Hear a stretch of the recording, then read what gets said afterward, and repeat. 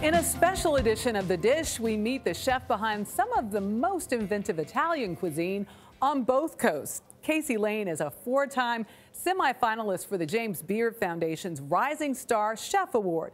GQ called his first eatery one of the 10 best new restaurants in America, and Food and Wine says Lane is dominating late-night dining in L.A.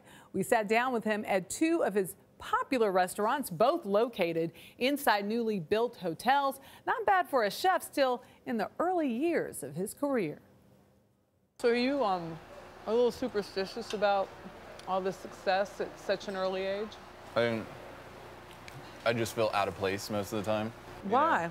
Because we didn't go the path that everyone's traveled. We didn't do the big name chef, the big name restaurant, the big name company behind you. We kind of just did it ourselves. That do-it-yourself attitude was the key to success for 35-year-old Casey Lane, one of LA's most prolific chefs and now owner of the new Viale dei Romani, a West Hollywood favorite. The Romani are kind of like the transient people throughout Italy, a lot of Pakistani, a lot of North Africans. We wanted it to be a bit of the way of the gypsies. The result? Southern Italian cuisine with a twist. This is billed, though, as an Italian restaurant, but I see these Spanish and North African influences. How does that marinate? I think it marinates with the change in time, the way that Italy is not only Italians now. There are a lot of other people that live, breathe, eat there, shop there, own stores. The menu includes dishes like falafel cecina and saffron sautéed rice with clams. Sautéed rices are hard not to be my favorite. We wanted to create a menu of things that really not a lot of other people offer. Viale dei Romani is the main dining room of the new La Pier Hotel, where Lane shows off with firepower. You look like you're enjoying this. I do. I really like this. I really like cooking with fire. The wood-fired oven pizza has been called some of the best in the city, and its quattro formaggio, topped with chanterelle mushrooms, is a must-order. We made a pretty little pie, didn't we? Isn't it pretty? Yeah. Cheers.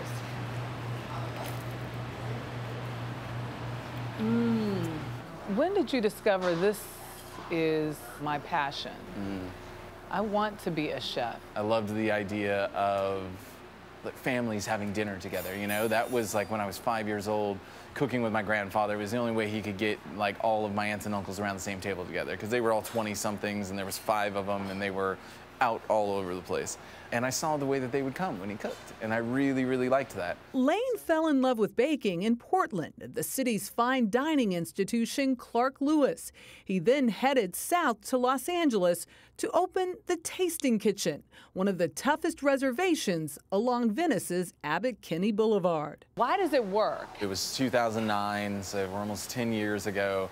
And there was a recession, right? And everyone was wanting to go real rustic and simple and cheap. And there was a part of me that's always been well, if everyone's gonna create a cacophony over here, let's kind of walk the different path. And so we did. We opened kind of a higher end dining house, dinner house. We are going to do only whole animal butchery. We are going to cure. We're going to make all of the breads. We're going to make all of the pasta. We're going to do every single thing by hand. Your gut said, go against the grain, go big or go home. Big, handcrafted. Handcrafted, and we're going to be nice. We're going to be really nice to people. We're going to have a lot of humility inside of us, always remembering that we're so excited to have the people who come enjoy what we're doing. Lane's big on up-and-coming neighborhoods, from Venice to West Hollywood, and now downtown Los Angeles. When I was growing up here, this was basically Skid Row. It has definitely progressed for sure. I mean, behind us we have LeBron James playing basketball now. Grammy Museum went in, Nokia's there, and then we have this beautiful old building that was one of the older hotels in Los Angeles. His latest venture is inside the restored Hotel Figueroa. The specialty? The dry ice is going to chill the gin down before I add the soda. A gin and tonic that's otherworldly. And it kind of releases a little bit of the aromas. This is so fun to watch. Pinchos, or small bites, accompany the experience, inspired by Lane's travels through Basque Country. We have a sea urchin flan, spiced potato chips we have, bacon wrapped dates, one of my favorite things on the planet. But Breva, the hotel's restaurant anchor, is the culinary showcase. What's this? Yeah. That's the bronzino. Okay, tomatoes, I'm going full on here. Yeah. You did good here. From fish to heaping plates of paella. I find that everyone has so much fun with paella because you really get to make your own dish out of it. So I sense that every restaurant has a little bit of something from, they share very... A thread. Yes. Yeah, for sure. I mean, I think that any good brand in the world shares a red thread, right? And it always kind of ties together like a group of products or, you know, offerings that somehow have a very similar kind of feel to them. But Lane's got even bigger fish on the fryer. Well, I see Lane Hotel. Lane. We're gonna go with Lane. Lane. Yeah. We will definitely get to the point where we're ready to, you know, just launch a few small properties that are, you know, very dear to us, and whatever happens from there, well, God bless it. But we want to do them right. It'll be fun. Can I tell you one thing though?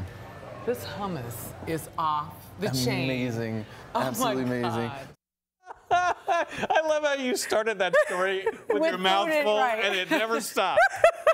I mean, Michelle, where's the food again? Yeah. How many times I know. You didn't bring one of those gin and tonics with the dry ice steaming out? I'm sorry. Okay. He's amazing. I gotta for go. someone his age. I gotta go. That looks so good.